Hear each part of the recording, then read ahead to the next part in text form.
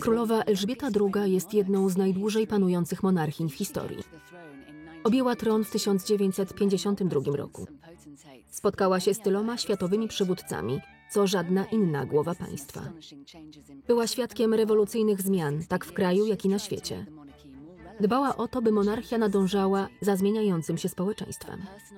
Nieudane małżeństwa trójki z czworga jej dzieci oraz jej siostry Małgorzaty głęboko nią poruszyły. Rozwody i ujawniane skandale zrujnowały idylliczny wizerunek rodziny królewskiej, czego kulminacją była śmierć księżnej Diany w 1997 roku. Rodzina królewska mierzyła się wtedy z największym kryzysem od czasu abdykacji króla Edwarda VIII w 1936 roku. Królowa zdołała jednak odświeżyć wizerunek i zmodernizować monarchię, zachowując jej koloryt i przepych. Obchody diamentowego jubileuszu podkreślają popularność, jaką cieszy się monarchia. Książę Karol zawarł drugie małżeństwo. Książę William również się ożenił. Królowa ma powody sądzić, że fundamenty, które położyła pod monarchię, przetrwają.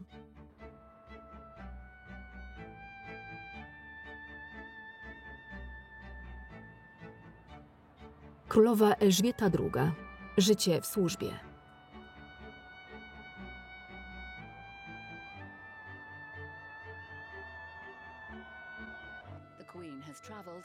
Królowa przemierzyła ponad 1,5 miliona kilometrów i odbyła ponad 250 zagranicznych wizyt. W październiku 2011 roku odwiedziła Australię, jeden z krajów Wspólnoty Narodów, którego jest monarchinią. Była to jej 16. wizyta w Australii. Królowa miała wtedy 85 lat, jej mąż, książę Filip, 90. Utrzymanie więzi ze Wspólnotą Narodów jest jednym z najważniejszych wyzwań królowej. Osobiste wizyty umacniają relacje i przywołują dawne wspomnienia. W 1954 roku, rok po koronacji, królowa i książę Filip odbyli 2-miesięczną podróż po Australii. Była to pierwsza wizyta panującego monarchy w tym kraju. Pragnę powiedzieć, że bardzo cieszę się, będąc tu wśród Was i że nie mogę doczekać się podróży po Australii. Według szacunków 1/3 Australijczyków stawiła się powitać 27-letnią wówczas królową. Wielu wciąż pamięta tę historyczną wizytę. Wśród tych witających królową w 2011 roku była Margaret Cunningham, która 57 lat wcześniej wręczała królowej bukiet kwiatów.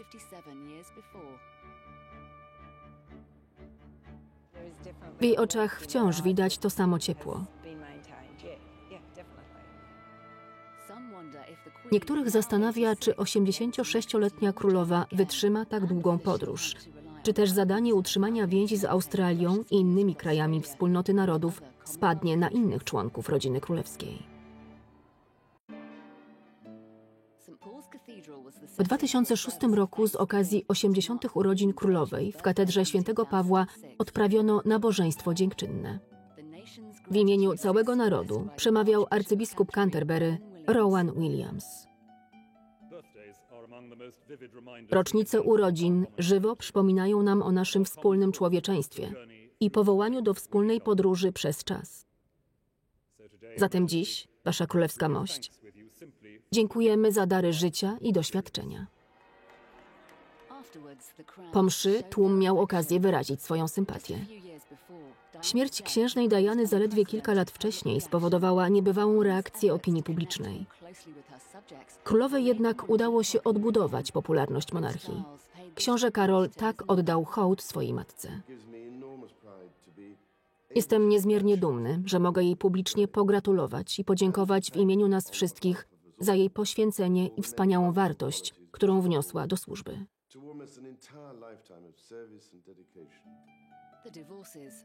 Rozwody trojga z czworga dzieci królowej podważyły wizerunek rodziny królewskiej Windsorów. Począwszy od małżeństwa księżniczki Anny z Markiem Philipsem, zawartego w 1973 roku, królewskie związki kończyły się rozwodem i skandalem. Kto mógł przewidzieć kłopoty, jakie przyniesie rodzinie królewskiej małżeństwo Karola, księcia Walii, z Lady Dianą Spencer z 1981 roku. Małżeństwo księcia Andrzeja z Sarą Ferguson z 1986 także się rozpadło. Po rozwodzie z Karolem w 1996 roku Diana utraciła tytuł jej królewskiej mości. Rok później zginęła w wypadku samochodowym. Wyprawiono jej królewski pogrzeb, godny matki przyszłego króla Anglii. W 2005 roku, podczas prywatnej, cywilnej ceremonii, Karol poślubił swoją wieloletnią kochankę, Camillę Parker Bowles. Ślub Karola i Diany miał miejsce w katedrze Świętego Pawła. Dla królowej był przedłużeniem królewskiej linii. Dzień, w którym książę Walii poślubił Lady Dianę Spencer, był dla królowej wspaniałym dniem. To był sygnał, że ciągłość rodziny królewskiej zostanie zachowana we właściwy sposób.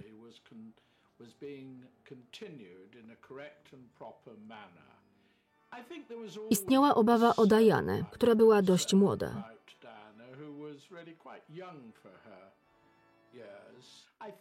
Królowa była szczęśliwa i zadowolona, że jej syn się żeni i że ciągłość rodu Windsorów będzie zachowana.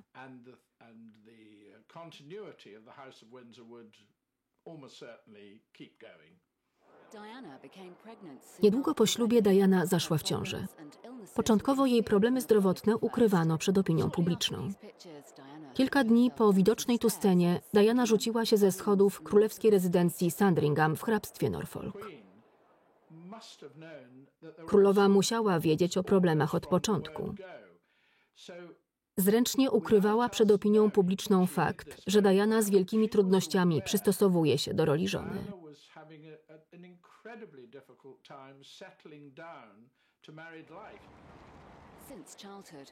Królowa od dzieciństwa ukrywa prywatne uczucia przed opinią publiczną. Oddając hołd Dianie, nie dała po sobie poznać, jak wiele napięć wywołały za murami pałacu życie i śmierć księżnej. Monarchia trwała dalej. Tymczasem królowa musiała sprostać decyzji księcia Karola o ślubie z kobietą, którą Diana nazywała trzecią osobą w małżeństwie.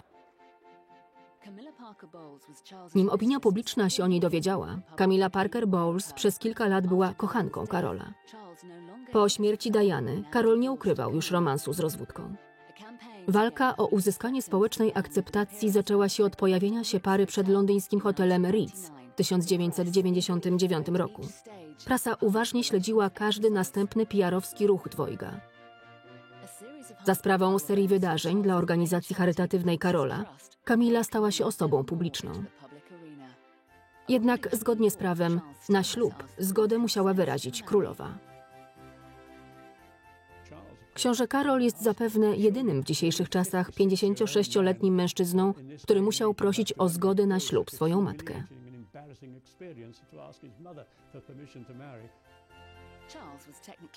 Fakt, że oboje byli rozwodnikami, wykluczył możliwość ślubu kościelnego.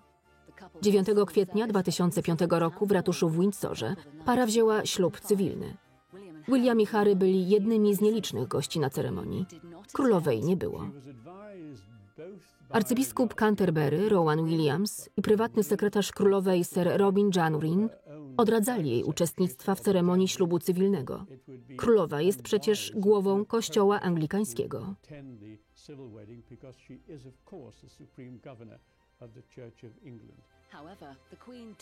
Królowa wzięła udział w kościelnym błogosławieństwie w kaplicy świętego Jerzego na zamku w Windsorze.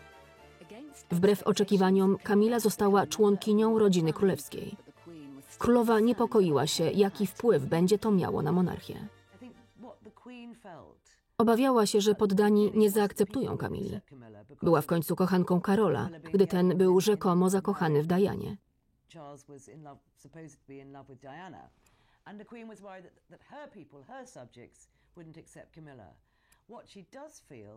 Jednak Camilla ma wspaniały wpływ na księcia Karola i szczerze go kocha. Królowa z dnia na dzień coraz bardziej ją lubi.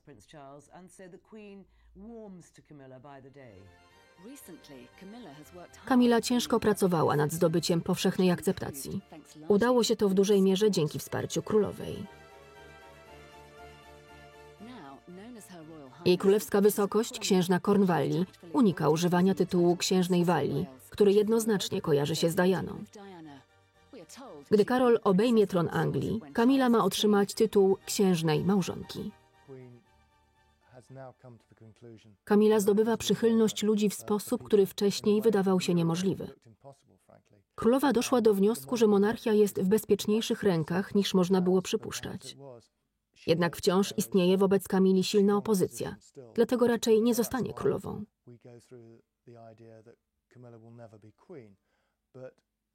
Chociaż kiedy Karol obejmie tron, kto wtedy powie, że nie powinna być królową?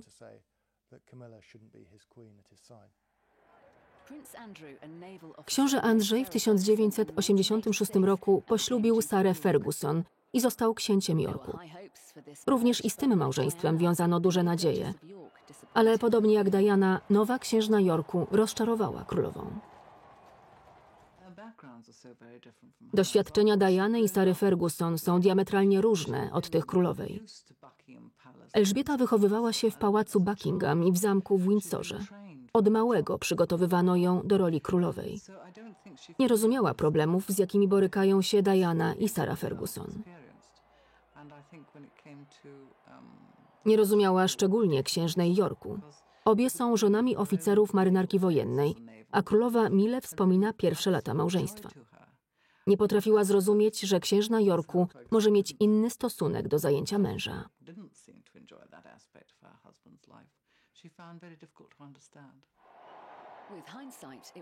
Z czasem stało się jasne, że Diana i Sara mają trudności z przystosowaniem się do królewskiego życia.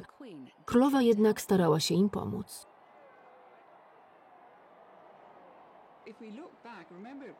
Kiedy księżna Walii czuła ze strony mediów presję, to królowa wezwała dziennikarzy do pałacu. Uważała, że musi zadbać o spokój swojej synowej i postanowiła ją chronić. Księżna Walii była dla królowej jakby uroczą, kapryśną siostrzenicą. Królowa znała Dianę od dziecka. Wiedziała, że jest inteligentna, czuła i potrafi zdumiewać. Na początku małżeństwa Diany i Karola, podczas oficjalnej kolacji w zamku Balmoral, Diana usiadła mężowi na kolanie i dała mu buziaka. Czegoś takiego w rodzinie królewskiej jeszcze nie widziano. Królowa pokręciła tylko głową z uśmiechem.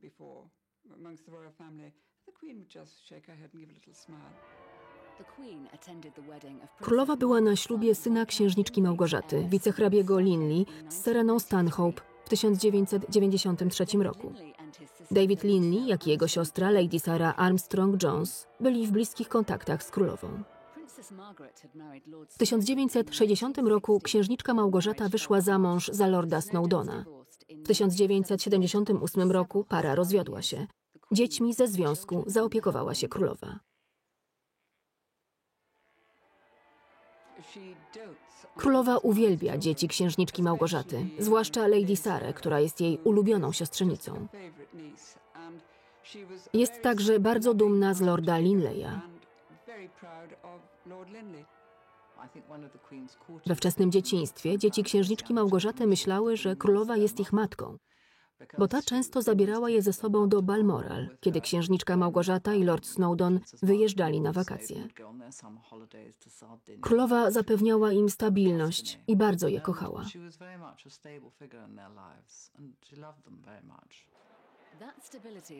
Ta stabilność była na wagę złota. 3 z 4 jej dzieci było rozwodnikami, a wnuki musiały żyć niejako w 2 domach. Królowa szczególnie przywiązała się do synów Karola, Williama i Harry'ego. William, drugi w kolejce do tronu, nawiązał z babcią bliskie relacje. Gdy małżeństwo rodziców Williama rozpadło się, kontakt młodego księcia z resztą rodziny osłabł. Williama i Harry'ego królowa poznała w ostatnich latach znacznie lepiej.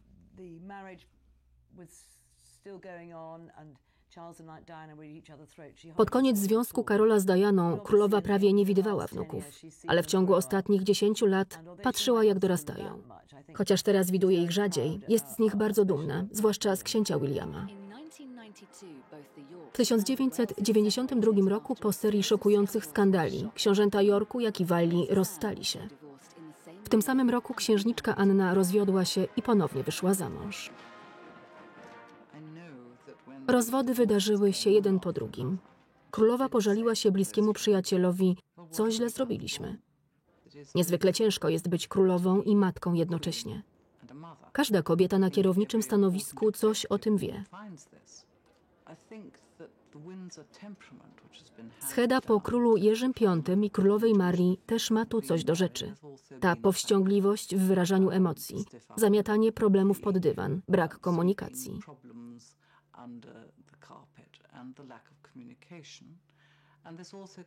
To też rezultat życia w wielkich domach, jak pałac Buckingham.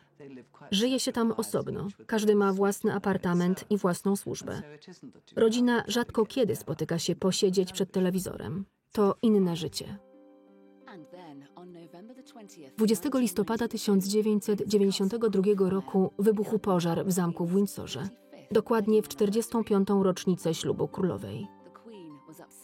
Zniszczenie ulubionego domu królowej głęboko ją zasmuciło. To tu spędziła ze swoją siostrą wojenne lata. Osobiście nadzorowała ratowanie rodzinnych skarbów. Roku 1992 nie będę wspominała z największą przyjemnością.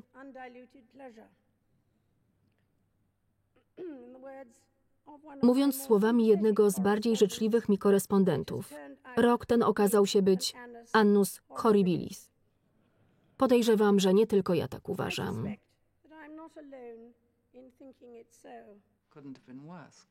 Gorzej być nie mogło. Małżeństwa jej dzieci rozpadały się jedno po drugim. W prasie ciągle pisano o kolejnych skandalach. Cała uwaga mediów skupiała się na prywatnym życiu rodziny królewskiej. Królową zaczęto otwarcie krytykować. Przez całe jej życie opinia publiczna była jej życzliwa, a teraz się od niej odwróciła i nie chciała ponosić kosztów pożaru w Windsorze. Królowa była tym zaskoczona i głęboko ją to dotknęło. Świat opłakiwał śmierć Diany, a opieszała reakcja królowej była powodem krytyki. Śmierć Diany w oczywisty sposób wstrząsnęła królową, ale nie o samą Dianę, księcia Karola czy własną rodzinę wyrażała ona troskę. Martwiła się o wnuki. William i Harry przez cały czas byli z królową w Balmoral w Szkocji. Starała się ich ochronić najlepiej, jak tylko potrafiła.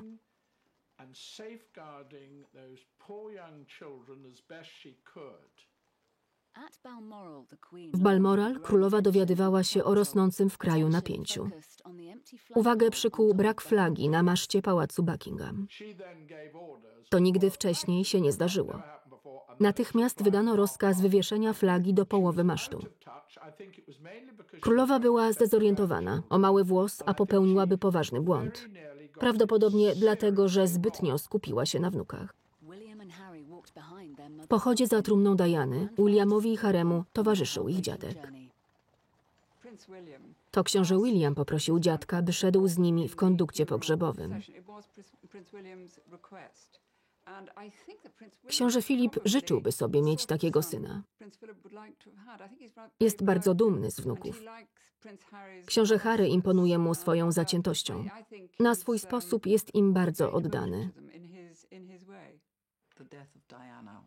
Śmierć Diany wywarła trwały skutek na monarchii. To był punkt zwrotny. Monarchia radykalnie zmieniła podejście zarówno do przeszłości, jak i przyszłości.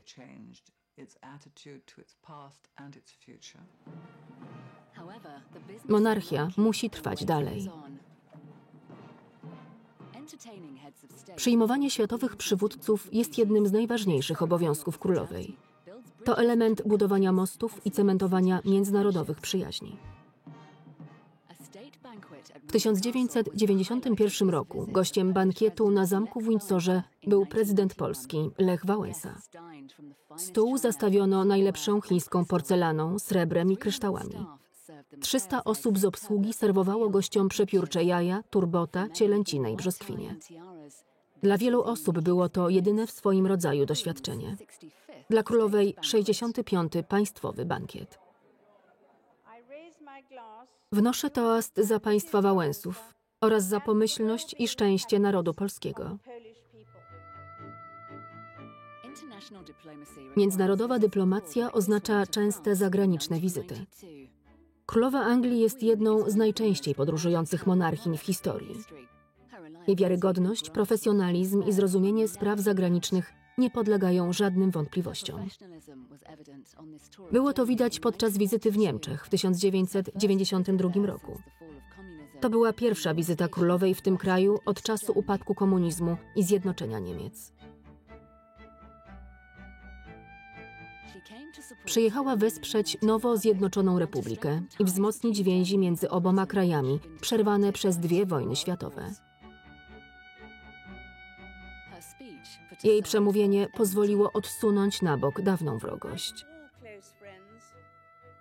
Jak to bliscy przyjaciele, nie zawsze musimy się we wszystkim zgadzać, ale postarajmy się, by słońce nie zachodziło nad naszym gniewem. Wizyta w USA miała na celu wzmocnić szczególne relacje między krajami. W 1991 roku królową przyjmował George Bush senior.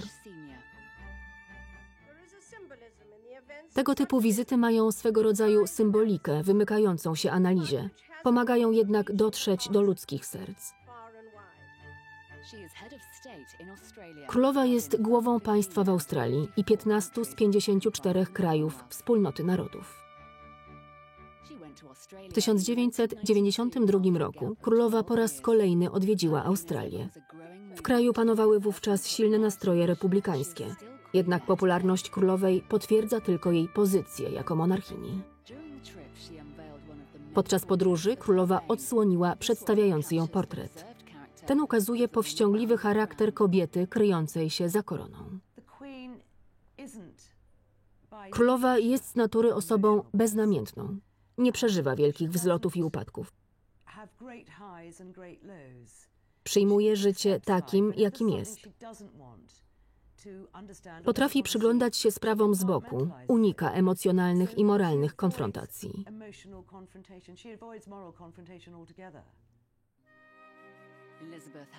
Elżbieta i jej siostra Małgorzata wiodły szczęśliwe i beztroskie dzieciństwo. Do czasu, gdy w 1936 roku ich rodzice zostali królem i królową Anglii. Ojciec Elżbiety, Grzegorz VI, nazywał rodzinę firmą, czasem naszą czwórką. Na Elżbietę duży wpływ miała jej babcia, królowa Maria. Elżbieta nie odziedziczyła po swojej matce ciepła i spontaniczności. Poza królową Wiktorią podziwiała także swoją babcię, królową Marię. Widać między nimi ogromne podobieństwo. Obie były nieśmiałe, formalne, zdystansowane wobec opinii publicznej.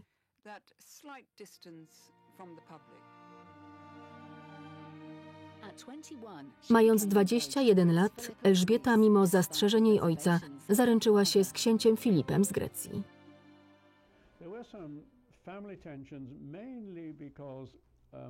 Ojciec księżniczki Elżbiety, król Jerzy VI, uważał, że Filip Mountbatten nie był odpowiednim kandydatem na męża.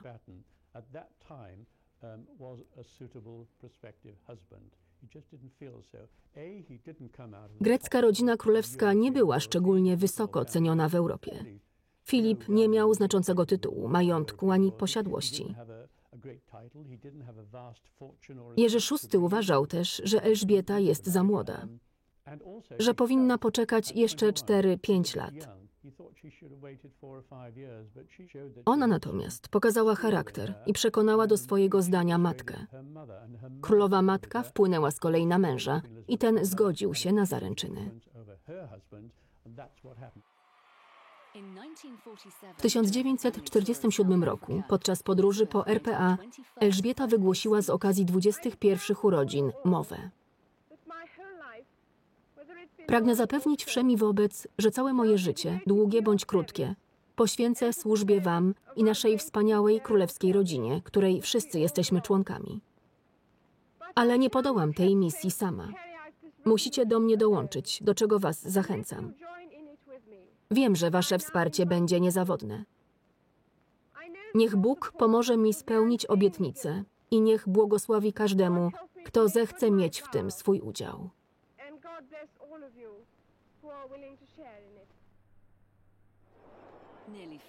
Niespełna pół wieku później królowa wróciła do kraju, w którym zaszły wielkie zmiany. W 1961 roku z powodu polityki apartheidu RPA wystąpiła ze wspólnoty narodów. Gdy apartheid zniesiono, w 1994 roku kraj został ponownie do wspólnoty przyjęty. Podczas wizyty w RPA w 1995 roku królowa spotkała się z Nelsonem Mandelą, który później stał się jej bliskim przyjacielem. Rok później Mandela odwiedził Londyn. Królową Elżbietę II nazwał swoją przyjaciółką. Królowa nie ma uprzedzeń rasowych. Rasa jest jej obojętna. Jednym z jej przyjaciół jest Nelson Mandela, który bardzo imponuje królowej i innym członkom rodziny królewskiej. Królowa była pod ogromnym wrażeniem jego szczerości, uczciwości i współczucia dla innych. Mandela zdawał sobie sprawę z szacunku, jakim darzyła go królowa i też bardzo ją sobie cenił. Są ze sobą w bliskim kontakcie. Dość często ze sobą korespondują. Ślub księżniczki Elżbiety w 1947 roku był narodowym świętem. Dla ludzi żywo pamiętających czasy wojny wydarzenie to było niczym ukojenie.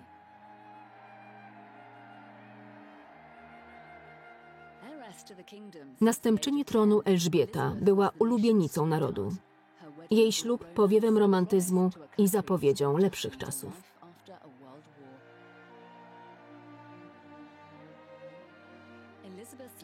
Bogato haftowaną jedwabną suknię ślubną Elżbiety zaprojektował królewski projektant Norman Hartnell. O takiej sukni ślubnej inne panny młode mogły tylko pomarzyć. Dla poddanych korony brytyjskiej był to dzień radości. Dla samego króla bolesne rozstanie z córką. To był dla króla ciężki czas. Churchill opisał ślub jako jaskrawy rozbłysk na szarej drodze przed nami. Mimo listopadowej pogody, młoda para otwartym powozem przejechała na stację Waterloo, by udać się w podróż poślubną. Towarzyszyła im Susan, ulubiony korgi panny młodej. Nieznana opinii publicznej Elżbieta poślubiła mężczyznę, w którym kochała się od dzieciństwa. Królowa miała 13 lat, gdy ujrzała księcia Filipa po raz pierwszy. Był przystojnym kadetem marynarki wojennej w Dartmouth. Szczupły, wysportowany blondyn, o jakim marzyła każda uczennica. Spotkali się kilka lat później. Zaloty najpewniej odbywały się na odległość. Królowa poznała mężczyznę, którego pokochała i którego nigdy kochać nie przestała.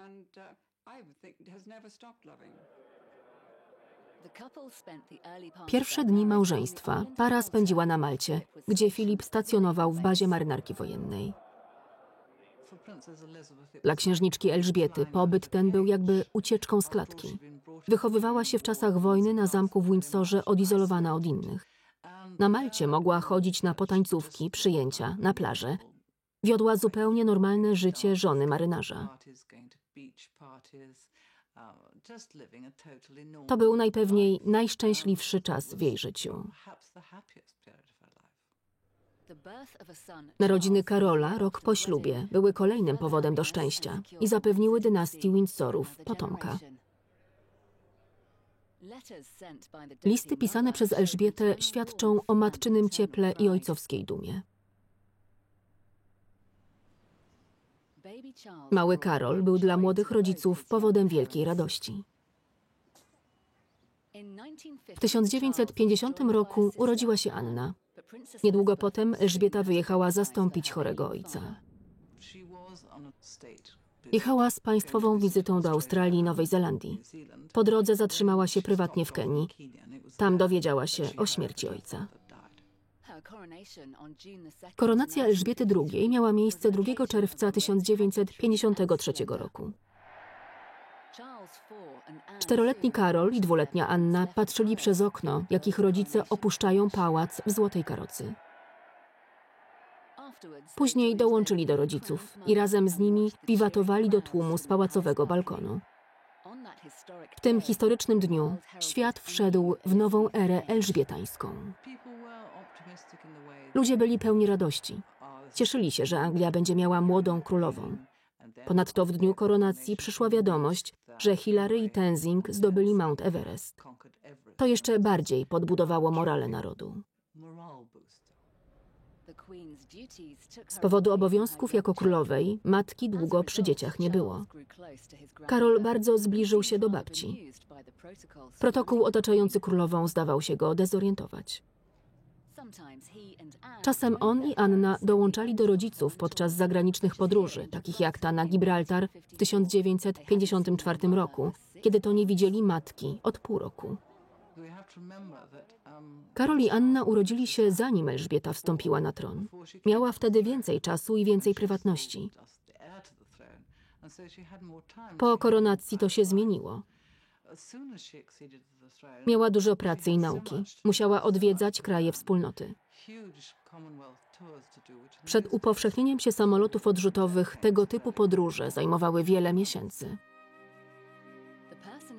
Książę Filip publicznie okazywał królowej ogromne wsparcie. W sprawach rodzinnych królowa mu jednak ulegała. Odbiło to się negatywnie na Karolu. Wysłano go do szkoły Gordonstoun, której Karol był absolwentem. Książę Filip ma w domu decydujące zdanie. To on postanowił posłać Karola do Gordonstoun. Królowa wolałaby Eton. Nie pomyślała o synu. Zgodziła się z mężem, że Karola należy posłać do szkoły z internatem. Z perspektywy czasu trudno ocenić, czy to był dobry pomysł. Nigdy się nie dowiemy, jak potoczyłyby się losy księcia Karola, gdyby chodził do szkoły dziennej lub uczył się w domu. Tak czy inaczej, książę Filip był dla syna bardzo surowy. Decyzja okazała się nietrafioną. Książę Karol był w szkole głęboko nieszczęśliwy. Królowa uważała jednak, że jej małżeństwo powinno być tym ówcześnie modelowym, gdzie to mężczyzna rządzi, a kobieta zajmuje się domem.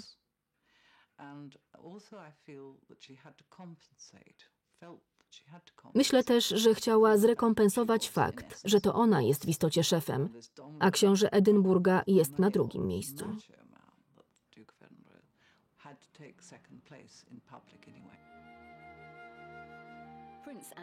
Książę Andrzej urodził się w 1960 roku. Książę Edward w 1964. Po 65 latach małżeństwa Elżbieta i Filip pozostają sobie bliscy. Królowa czasem zwraca się do księcia Filipa kochanie, ale gdy ten ją zdenerwuje, mówi do niego Filipie. Wtedy można poznać, że coś jest nie tak. Królowa jest osobą opanowaną. Jeśli już dojdzie do kłótni, to woli pojeździć konno, nakarmić lub wyczesać psy. Nie podnosi głosu, ale kiedy jest niezadowolona lub nie w humorze, daje o tym poznać.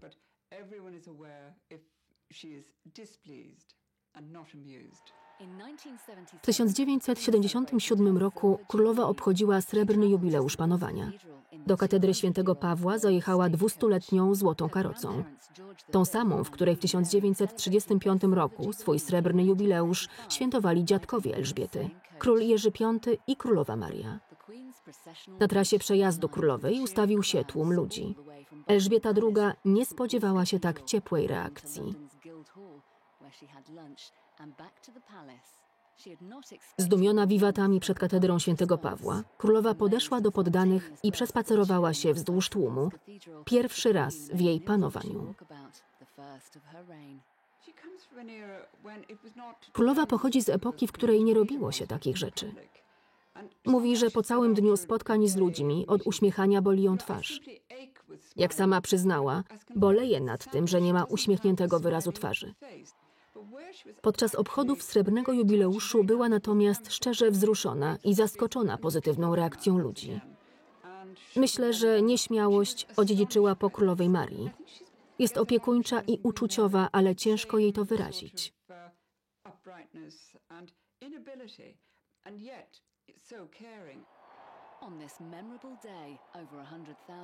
Ponad 100 000 ludzi przyszło tego dnia pod pałac oklaskiwać królową.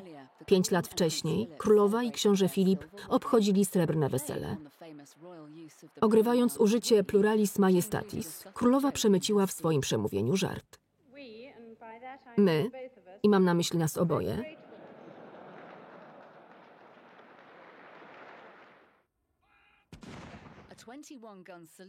70. urodziny księcia Filipa uświetnił salut z 21 armat.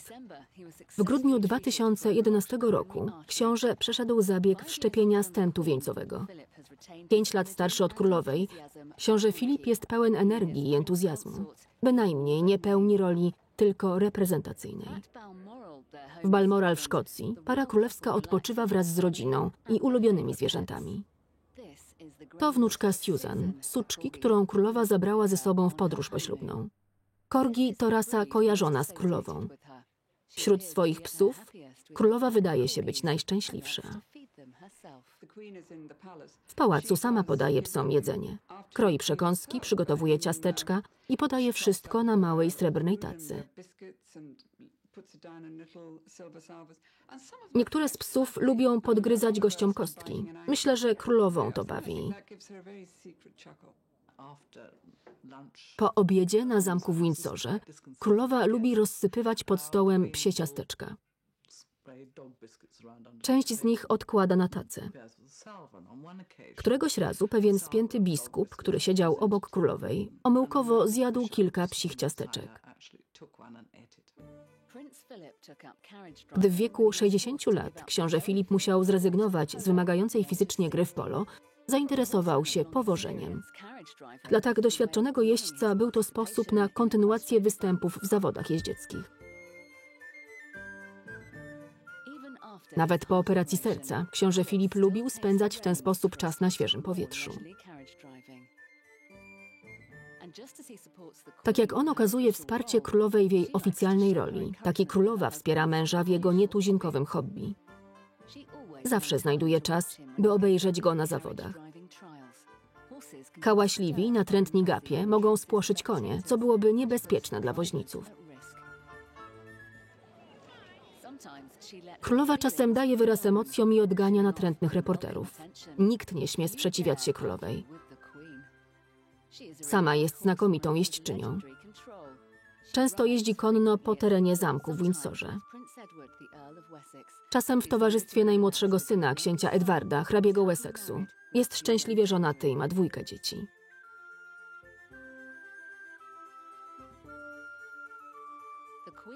Królowa uwielbia wyścigi konne. W Ascot posiada tor wyścigowy, gdzie co roku w czerwcu odbywają się gonitwy. Od lat 60. XX wieku, przed rozpoczęciem wyścigów, ma miejsce parada otwartych powozów. Księżna Yorku Sara, księżniczki Anna i Małgorzata i księżna Walii Diana nie podzielały entuzjazmu królowej do oglądania gonitw.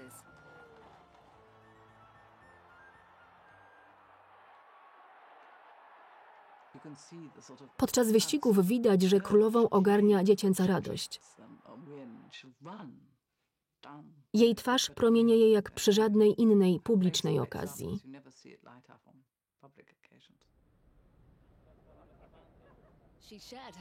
Miłość do koni królowa dzieliła z lordem Carnarvonem, kierownikiem wyścigów. Byli przyjaciółmi od wczesnego dzieciństwa.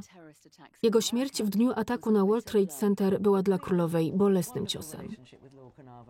Królowę łączyła z lordem Carnarvonem piękna przyjaźń. Był kierownikiem jej toru wyścigowego. Królowa uwielbia gonitwy i doskonale orientuje się w kwestii hodowli koni. Mogli rozmawiać na ten temat godzinami i nigdy się nie nudzili. Gdy lord Carnarvon dzwonił do królowej nawet w porze obiadu, królowa zawsze odbierała. Z pewnością za nim bardzo tęskni.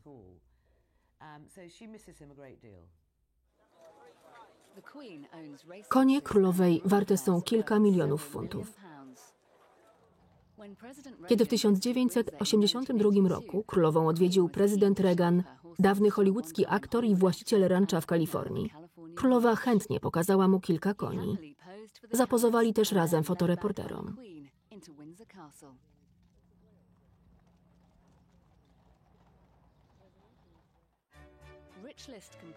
Osobisty majątek królowej ostrożnie szacuje się na 400 milionów funtów.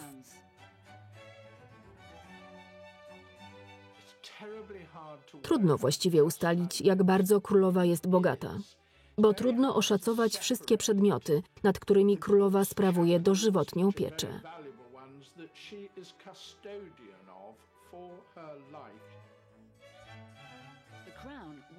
Korona noszona podczas ceremonii otwarcia nowej sesji parlamentu jest własnością państwa. Królowa ma także wiele klejnotów, wspaniałe posiadłości, pokaźny portfel inwestycji i wyjątkową kolekcję dzieł sztuki. Królewska kolekcja sztuki zapiera dech w piersiach. Są w niej obrazy Van Dycka, Michała Anioła i wielu innych mistrzów. Nie można jednak powiedzieć, że obrazy te są własnością królowej. Zamek w Windsorze, ulubiony dom królowej, również należy do państwa. Choć królowa żyje w przepychu i luksusie, znana jest ze swojej oszczędności. Królowa używa małego elektrycznego kominka o 3 stopniach mocy, ale najczęściej włącza go tylko na 2. Jest gospodarna.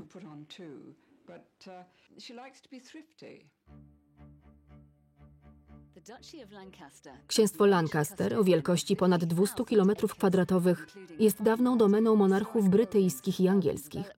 Obejmuje grunty rolne, zabytkowe budynki, osiedla miejskie i inne aktywa. Księstwo zapewnia królowej prywatny dochód rzędu ponad 13 milionów funtów rocznie. To pieniądze niezależne od corocznej dotacji finansowej parlamentu na pokrycie oficjalnych wydatków królowej jako głowy państwa i wspólnoty narodów.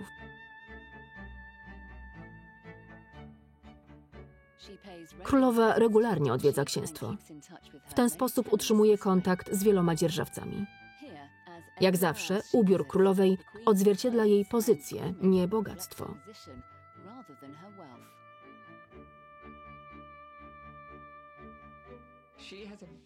Królowa ma rzeczowe podejście do mody.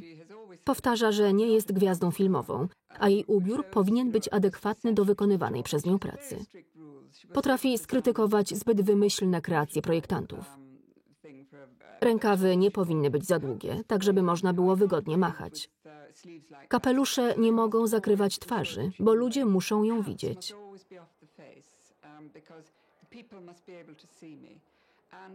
Królowa nosi na ustach wyrazistą czerwień. To ukłon w stronę fotoreporterów, ale też po to, żeby można ją było dostrzec z daleka. Wygląda pięknie w jasnych kolorach. Lubi odcienie żółci, różu, błękitu i fioletu. Bardzo dobrze wygląda też w ciemnych kolorach.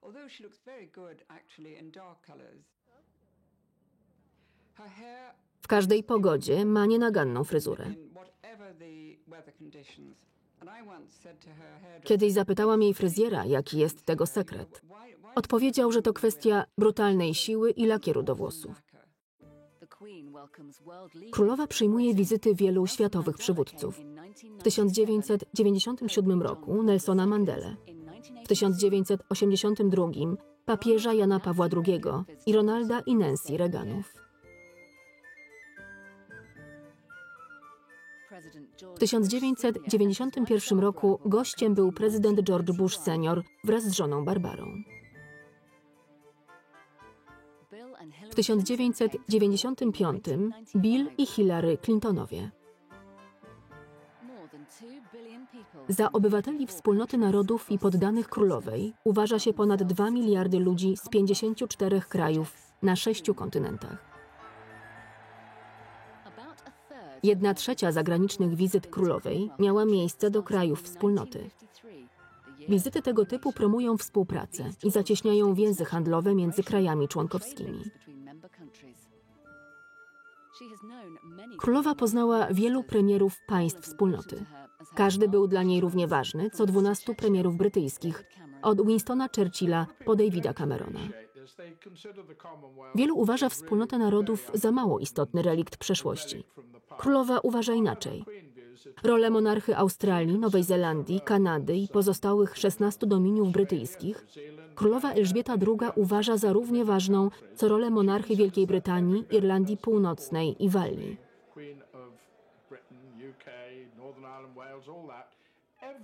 Wszystkich swoich premierów traktuje na równi.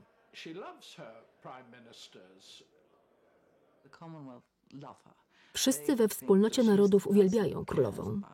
Ich zdaniem królowa się o nich troszczy. Rząd Wielkiej Brytanii już niekoniecznie. Ponadto królowa sprawuje władzę tak długo, że zdążyła zaprzyjaźnić się z większością przywódców wspólnoty. Wie, jaki kto ma problem, kojarzy ich rodziny i sytuację osobistą. Daje odczuć, że naprawdę jej na tym zależy.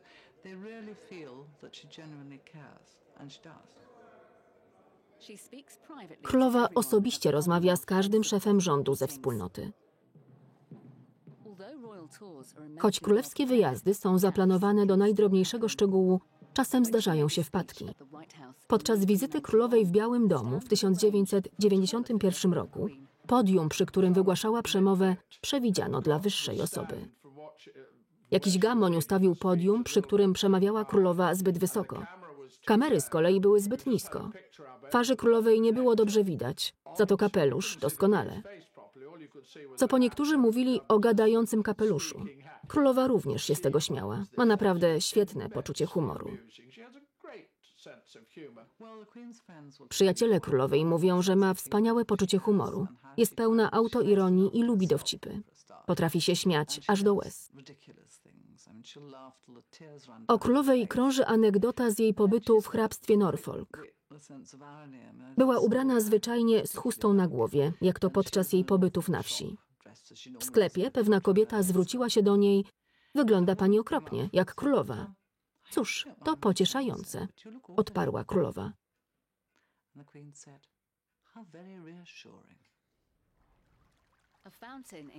Fontanna w Kensington Garden to pomnik ku czci Diany.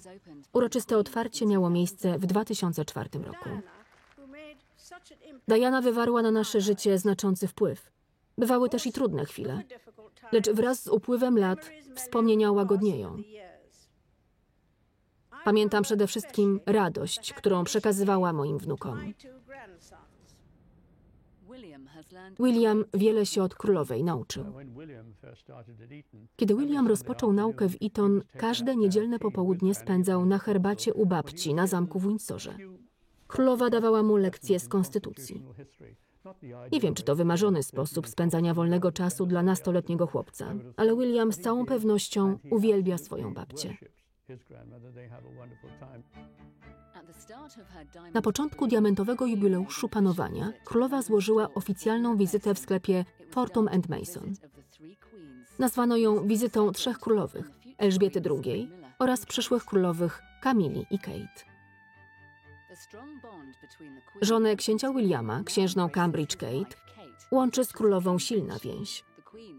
Kate przywitano w rodzinie królewskiej z otwartymi ramionami. Królowa dba o to, żeby otrzymała ona wszelkie wsparcie, którego zabrakło Dianie i Sarze Ferguson. Za sprawą Kate monarchia znów zyskała na popularności. Królowa zaczyna 7. dekadę panowania. Była świadkiem ogromnych zmian nie tylko w kraju i na świecie, ale także we własnej rodzinie. Mija 7 lat od ślubu księcia Karola z Kamilą, dawniej oskarżaną o zniszczenie związku Karola z Dianą.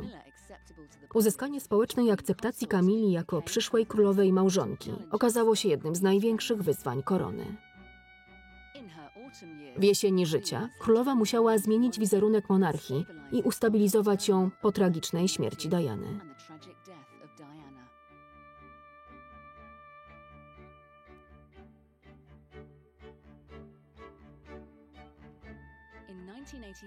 Królowa dzieliła ze światem wielkie nadzieje w związku ze ślubem księcia Karola i Lady Diany Spencer w 1981 roku.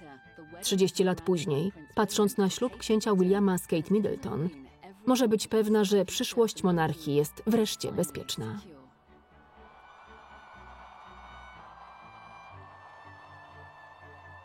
Tekst polski Szymon Leociak. Czytała Agnieszka Postrzygacz.